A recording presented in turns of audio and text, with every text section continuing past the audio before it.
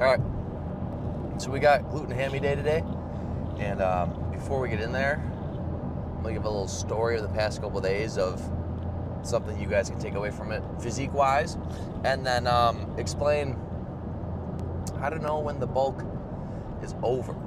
And my story right now is gonna go play into how to know the bulk is over. Mine's not over, but some people may have taken my situation and been like, "Yeah, I need to cut now." So I decided to have all my meals are regimented. Like I have 6 meals in a day, full meal plan, eat the same thing every day, and I'll have like a cheat meal a week. But this weekend, I was with my girlfriend flew down, and it was 2 nights we went out to eat. I got all you can eat sushi and then steak fajitas.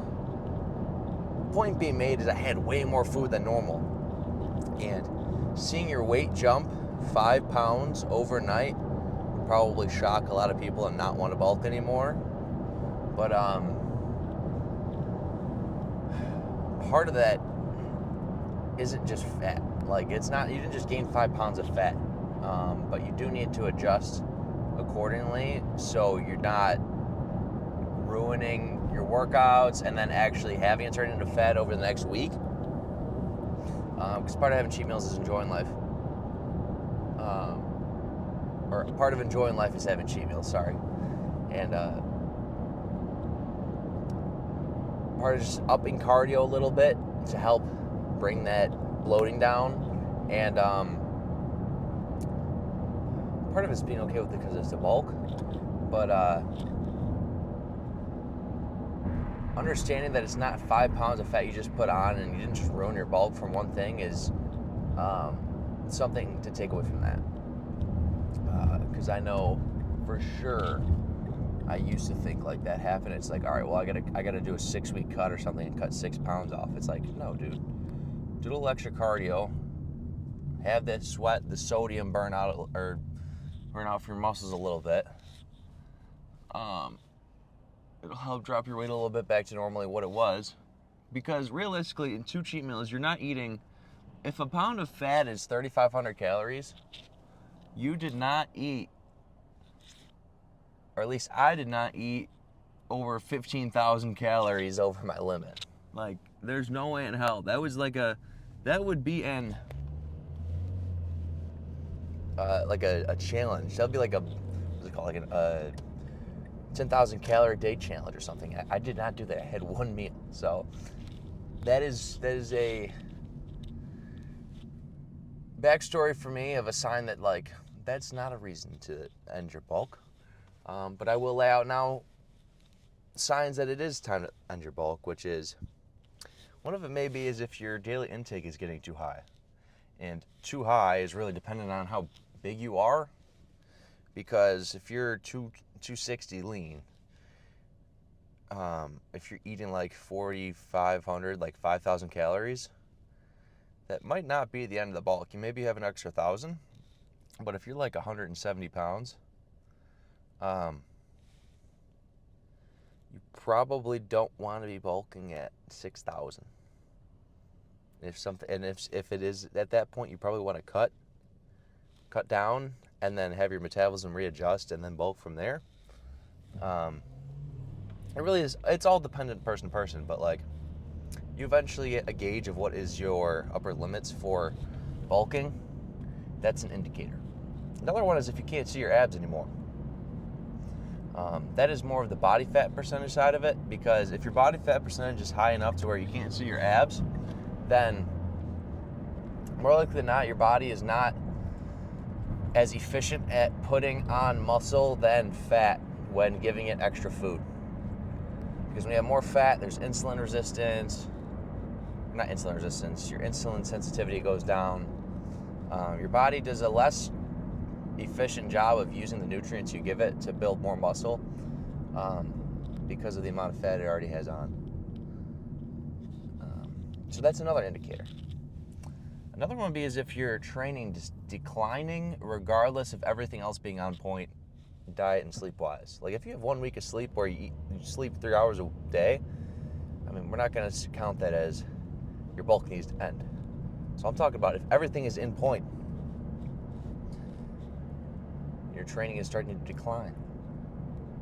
That's another reason.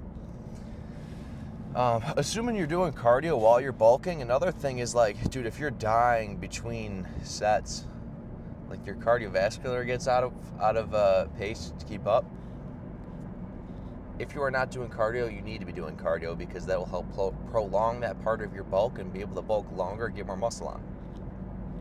But if you're already doing that, keeping up on that, having not just like walking, not just getting steps in a day, but the additional cardio helps keep the food circulating. You can even eat more doing that. And that's another reason. What was that, 3 that I just listed off? Those are the main ones that I can think of off the top of my head. And I'd have to say the biggest ones are usually how your body is with food-wise. Like if you really are force-feeding and you're already having a ton of food, that combined with body fat percentage are usually the biggest ones.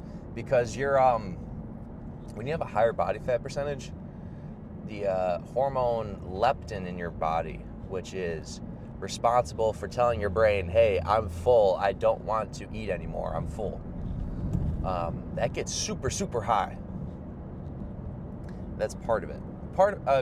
A bulk can push much further past that, but that is one of many indicators.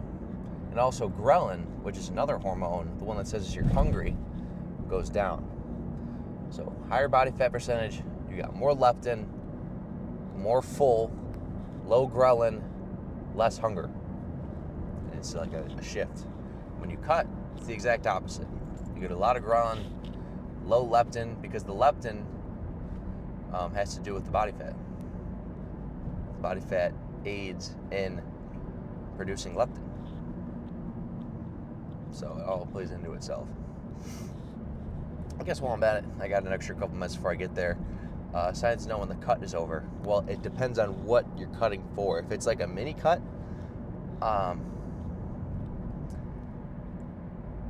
let's say a mini cut is because you're trying to just get a cut in so you can get right back on a bulk.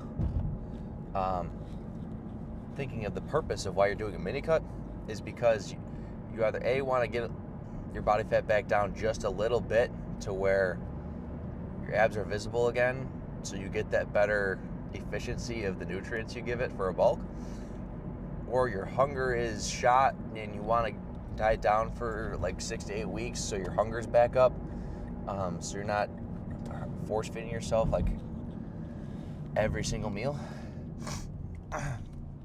or the training decline. So we flip it the opposite. Once your abs are, I'd say more than, I wouldn't just say as soon as your abs are visible, the cut's over, but that is a sign that you're getting close to the end of it. Because I mean, there's some differences in like what is visible or what is visible. I mean, if you see like one line on the side, are we going to count that? So I mean, I guess there isn't a definitive visible, but it's for sure one sign of many. And then there's what else is there? The hunger. If your hunger gets back to like, let's say on a scale of 1 to 10, how hungry are you? If you start to get back to like a 5, like in the middle, average hunger, you're starting to get back to where your cut would be over. And then the last one, I guess those would be the two main. I mean, because it's not like you're gonna have some great training when you're cutting, but like those would be the top two. And then once those two happen, and then that's usually like a good indicator that you at least have like a week or two before you start up your bulk, like a reverse diet into a bulk. Because if you just jump straight back into a bulk, you're going to gain so much fat before it. So that's part of it. A lot of people screw up their bulk or screw up their cut literally 2 weeks after. They screw up their cut 2 weeks after it's done because they gain all the fat back that quickly. Because your body wants to put that nutrients back in. The whole reason we just said about the extra body fat, lower body fat, more nutrients. Feed it too quick, it'll use it. But then fat back on. So, all right, we're here. I'm going to start with hamstring curls, and then we'll get into RDLs and the meat and potatoes of the workout. But I'll meet you guys there. All right. Okay. Let me lay out what I guess the entire glute and hammy day before we get started. Start off with hamstring curls, then going to RDL, then back to hamstring curls, then a Nordic curl variation on a 45-degree back extension, and then calves and abs, and that'll be it. And I'll start with this before going to RDLs, just because it's a lot easier for me to hit my hamstrings because I already started with an RDL hitting them directly. And usually I'll do it like one leg at a time, unilateral, to really make sure I'm evenly hitting both of them before even if I go into a deadlift. But today, honestly, I just want to make this quicker, so I'll use both at the same time, and then I'll just pick a different type of hamstring curl after the RDLs to hit them again, just to get enough volume, instead of just doing 8 sets right now on hamstring curls and then doing RDLs. So it'd be a little monotonous if I did 8 sets on this. So ways to make the lift enjoyable. Okay.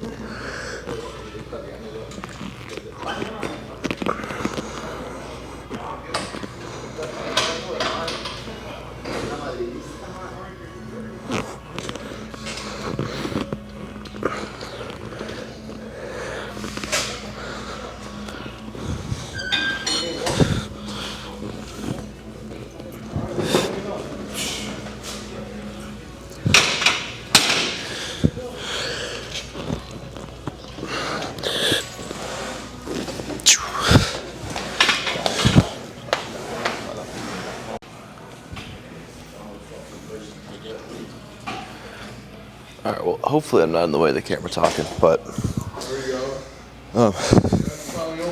I'll I'll switch up what I do for the RDL movement. I stopped doing deadlifts just because, like, I think you get more out of it if you actually have more time under tension. I mean, you drop the deadlift bar and get more, but, like, all depends on what your goal is. I mean, for bodybuilding, I mean, if you want to throw in deadlifts because you enjoy it, go for it. But I don't know. For me, it seemed like more all pain, no gain for doing deadlifts instead of, like, just using this. What do I call this? RDL type of machine. But I'll usually pick. I actually used to do dumbbells a ton, but I had an issue with throwing my hips back. I mean, that's the whole part of when you actually get your hamstrings hit. Like, when your hamstring stretch is all when your hips are getting thrown back.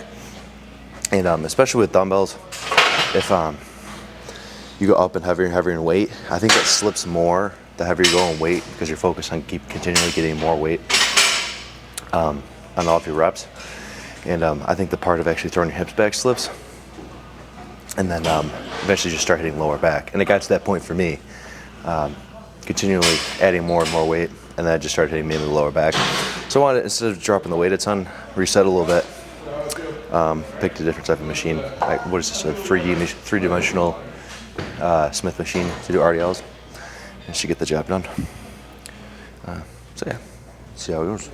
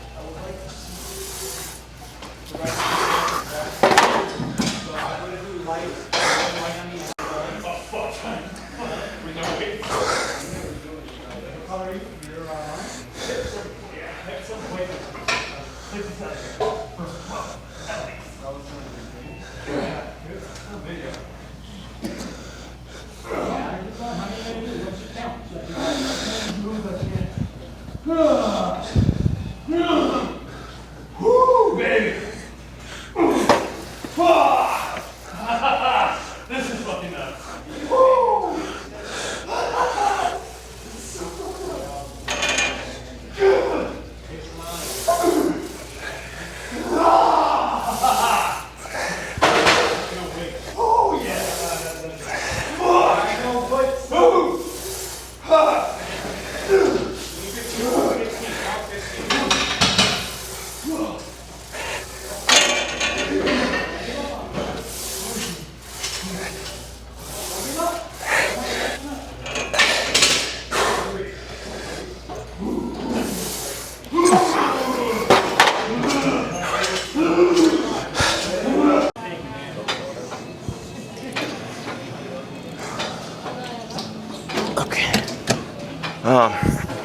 kind of forgot to put my straps when I was doing the RDLs, so I kind of made do. As soon as I couldn't hold it anymore, took half a second to take a breather, and then just got like an extra rep, and was still able to get just as much out of it just from doing that. So back to doing hamstring curls, because I didn't want to just do 8 straight sets to start off my workout. I could have, by all means. There would have been really not much difference between if I just did 8 on the leg hamstring curl and then not doing this one. I mean, who wants to come in here and do 8 sets of hamstring curls, 8 sets of RDLs, and that be at the end of their hamstring day? By all means, if you want to do that, go for it, but that will not make today enjoyable. So I mixed it up a little bit, a few different ways to hit it. All right, let's go.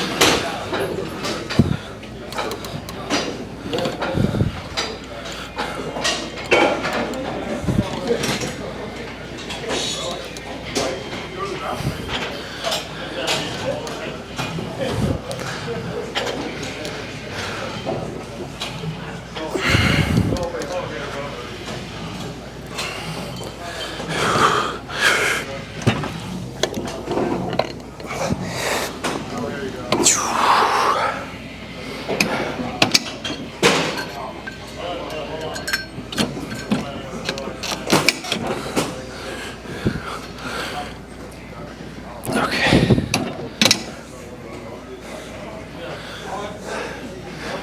Yeah, I think my hamstrings are cooked. I did a drop set to damn near half the weight.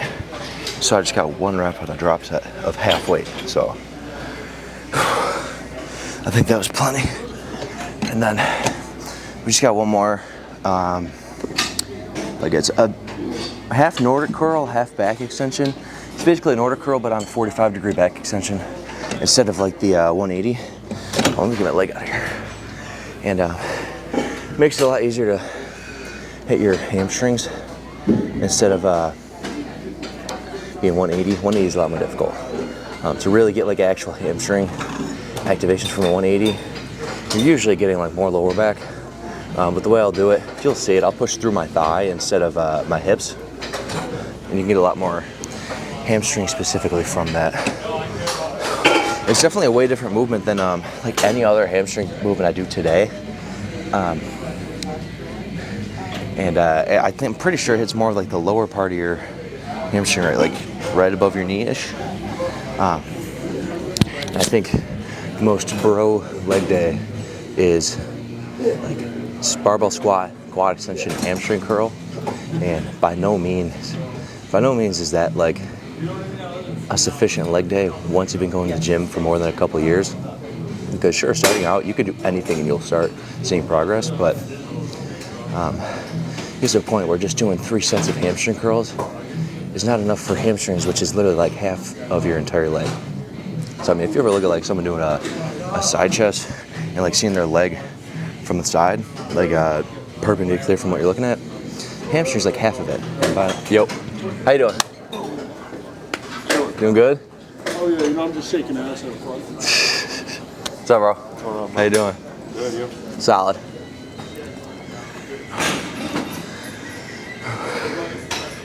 What was I saying?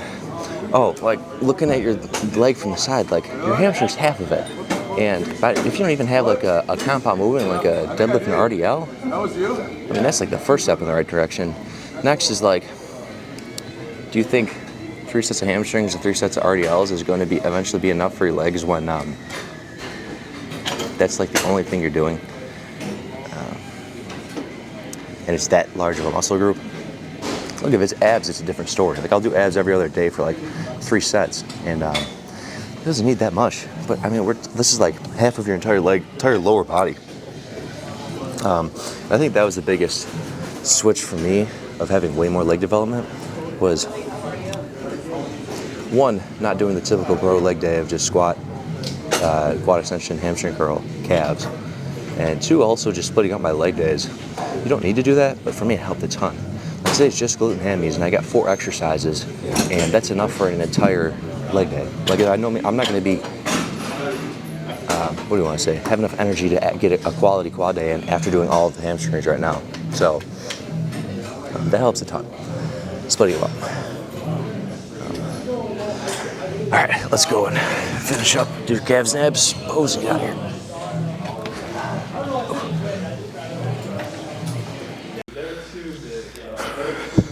I also feel like there's something that like helps with, like, yeah, everything helps. It's like, for me at least, I just help people couple things. And how judging works is the head judge, he goes out. Yeah, so, and then they average it, and then they take the average of each number. So if each code, right, you get 1 through, there's 6 people in the lineup, 1 through 6 boards, and then they average it and get it. So they'll take points off. And like for me, at least, like I said, people can just like look crazy and just hold it under the right. Yeah, like, perfect. Yeah. I can't. There's only one. I think Brazilian people beat Africans just a little bit. I mean, I'm pretty sure. Yeah, they definitely have African. They have like black hair and stuff. Yeah, and if you have any help, so I'm right here. Hey, you got it. They like a lot of people like so. How much do you think? Like you're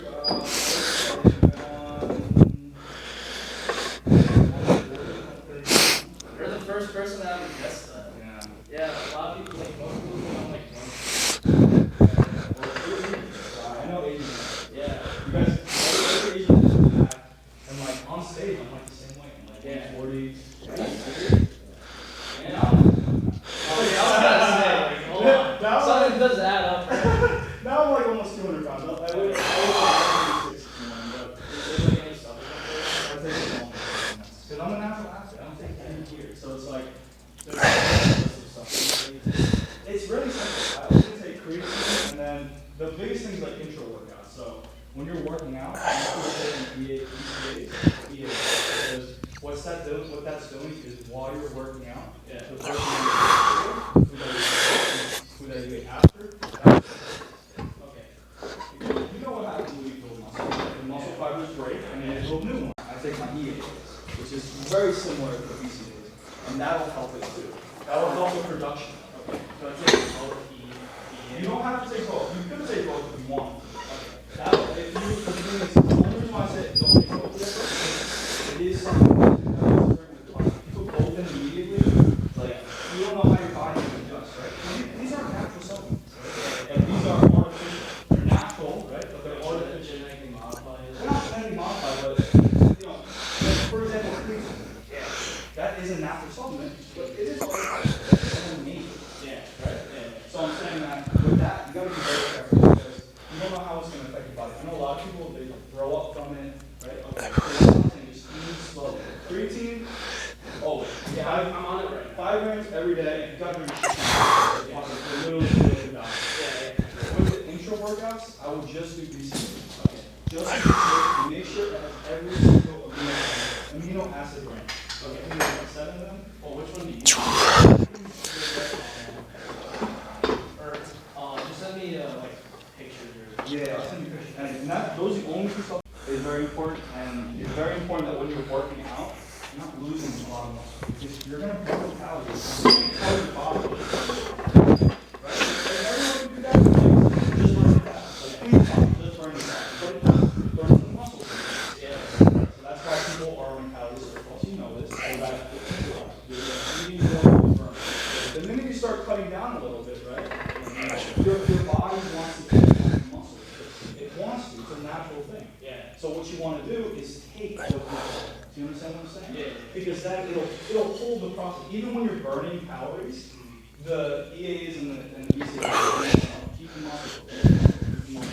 It'll tell your body, hey, if you're burning fat right now, working out, you're burning fat, just burn the fat. Just burn the fat. Just burn the fat. And I know it'll work on you if you do it.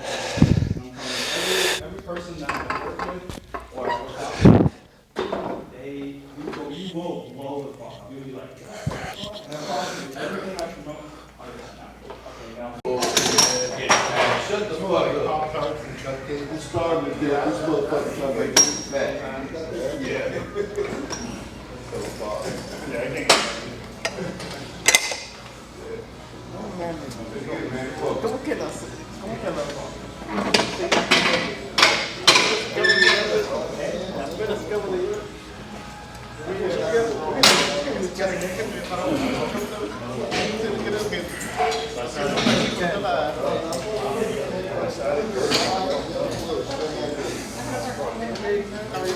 You're gonna do that? Mostly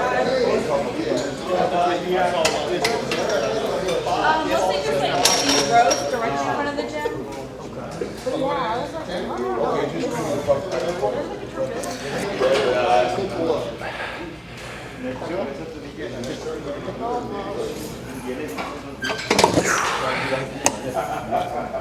I want to be fat like you.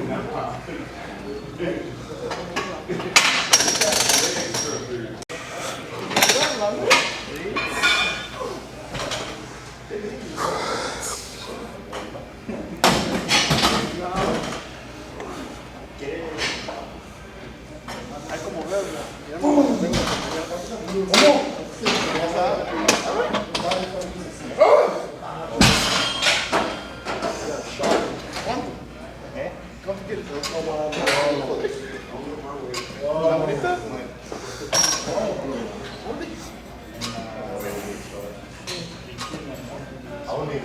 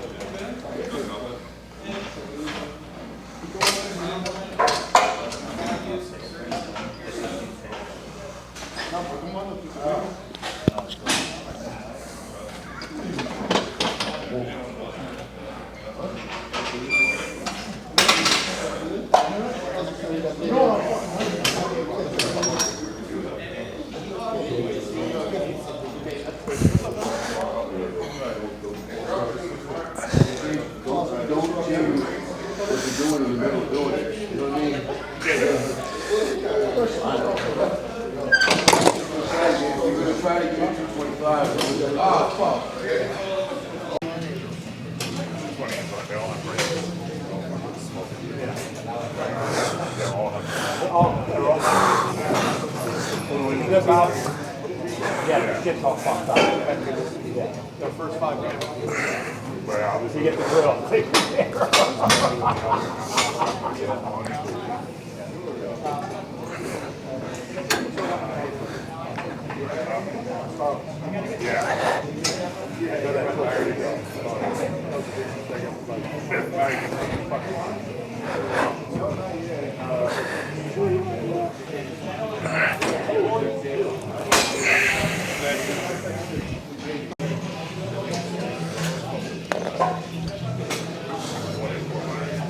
Oh, cool. Mine, yeah.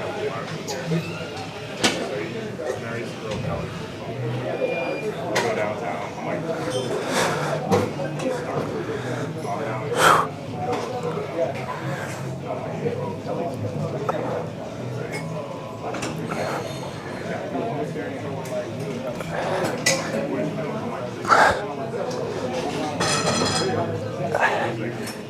oh, you have to play.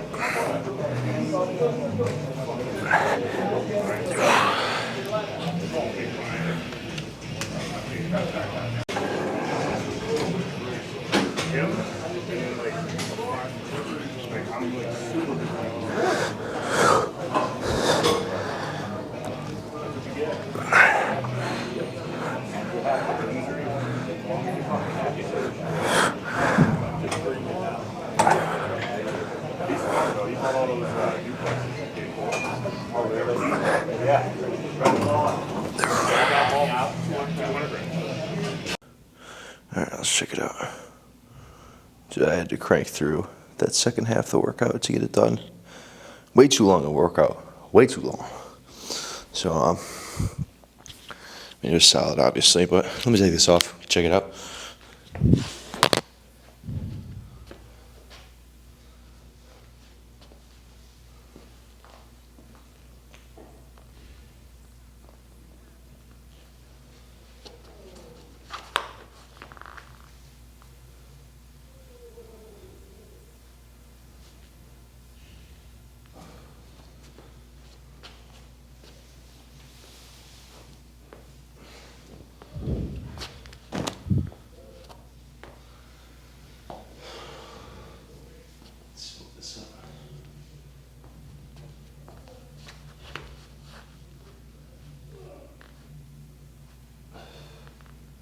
You can't see with the lighting right here, but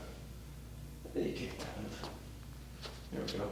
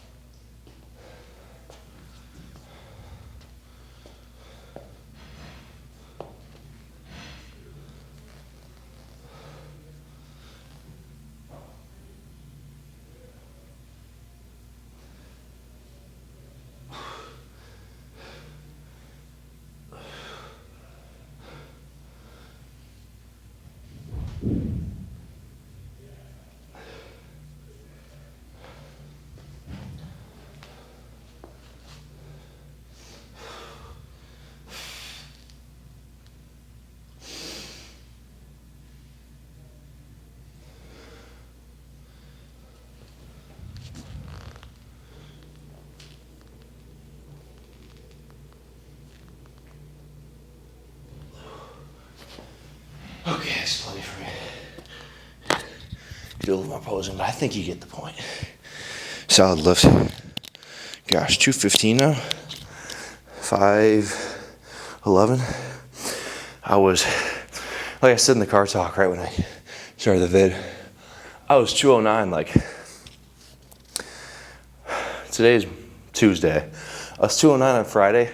Saturday I woke up 214 after getting all you can eat sushi. So I'm probably still a little bit bloated from it, like holding on to way more water. Or maybe just ate sushi rolls and cheesecake, just went straight to fat. But that's the unlikely scenario and also worst case scenario. But probably not. I mean, my coach had me just up cardio for the week just to keep everything circulating, because by no means does like your body put on fat that fast in one night when you have like a cheat meal that goes way over. So if you stay on top of it, you can definitely mitigate the damage from having one overboard day with food. And if you're bulking, you don't need to make your next day, eat way less, because then you're screwing up that day of training. Your body's gonna be all whack. Having one day eating 7,000 calories and then one day eating 2,000, like, that'll just make it worse. So you can just up the cardio a little bit, stay on track with your training, and it's not the end of the world. With that being said, let's get out of here. Okay. Yeah, I gotta say this past week, these vids, not as much talking. Got a lot to do. I'm still keeping them up because I gotta get them out for y'all. It's a lot more convenient to describe what I did in the car. You see what I did. And I'll make a few short form content pieces. You'll see me make them in there. And it's kind of the routine we got so far. Of course, I'm gonna improve it the more we go. But that's as of now. And that's how it'll be. I gotta say, there's pros and cons to bulking both ways, but this was just on the top of my mind because of, I keep saying I want to speed up my workouts a little bit. I'd say that's one of my least favorite sides of bulking. One is once like you get to where you literally do not want to eat anymore, but that's like implied. One that I usually don't like talk a little more about is that, at least for me, my workouts take so much longer. Now, I think it's just because I take either longer sets or longer between sets. It's probably either way. And I don't know why that guy was beeping at me.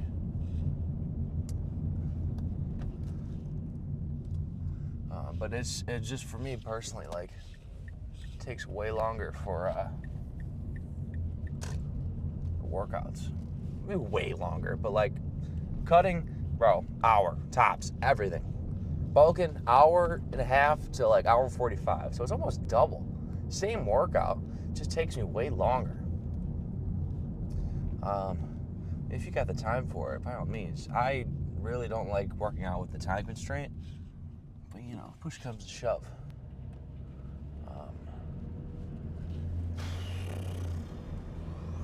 There's more to it than just the gym.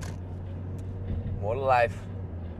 So let me see. What's something else we can talk about? What do you guys want to know? If I were you right now watching me, what would I want to know?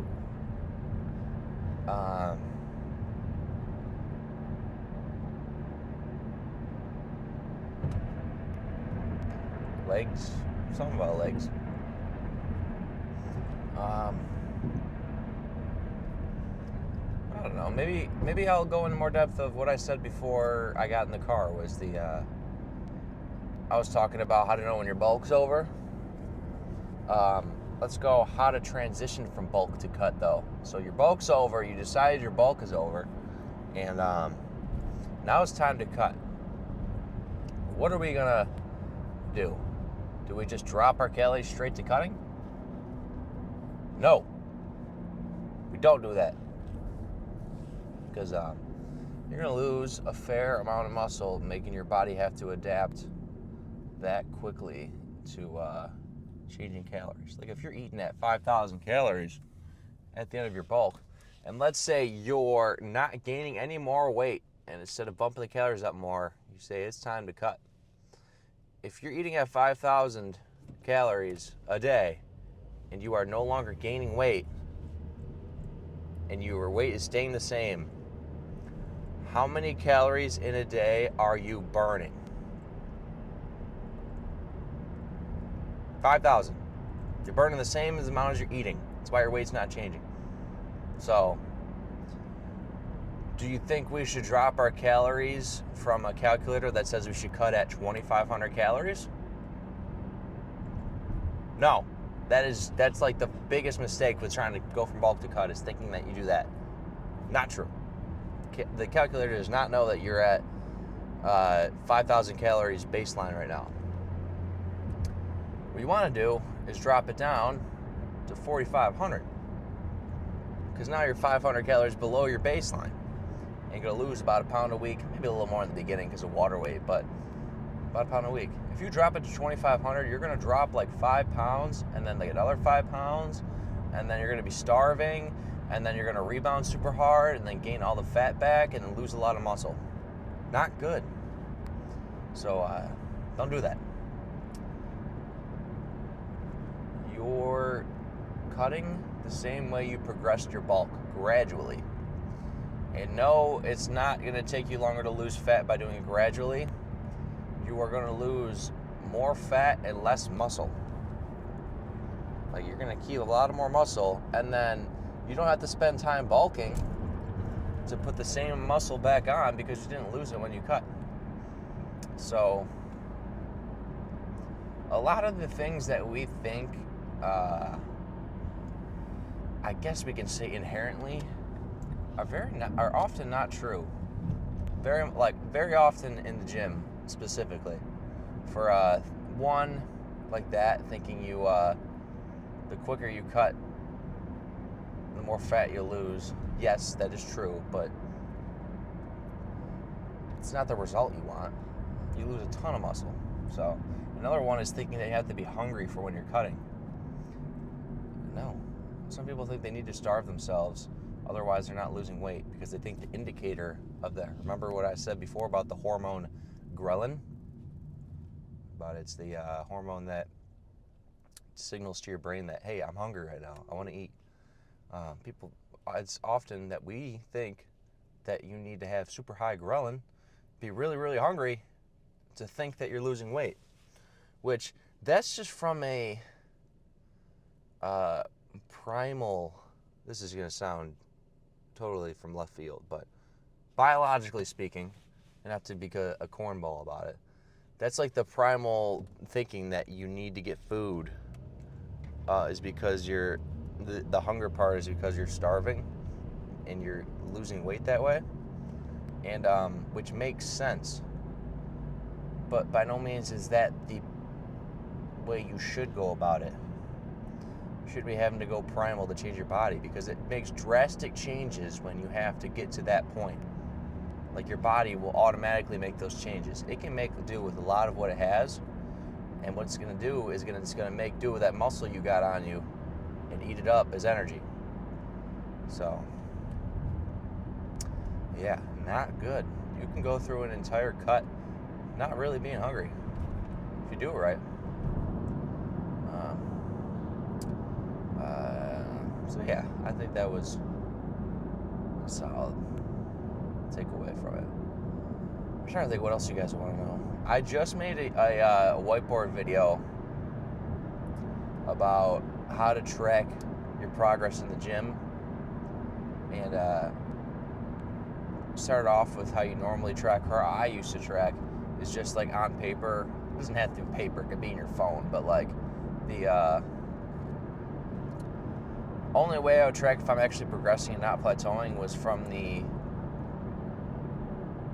what is going on?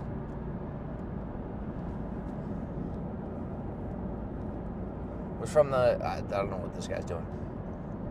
Was from like, oh, if I went up in reps, like, oh, I'm not plateauing, I'm progressing. But it's like, there's a lot more to it. You gotta look back at what's your goal here. Are you a power lifter, or are you trying to get a better physique? Like, both of them, there's much more that goes into it. So that'll be up. I don't want to say all of it because it made a lot more sense for me to do it on a whiteboard instead of me talking right here. But I don't know. I think that I'll call it there. Rest day tomorrow. I'll have the whiteboard video up after this one, and then we'll be back on to shoulders the day after, in 2 days from now. So I appreciate y'all watching. I will see you guys then.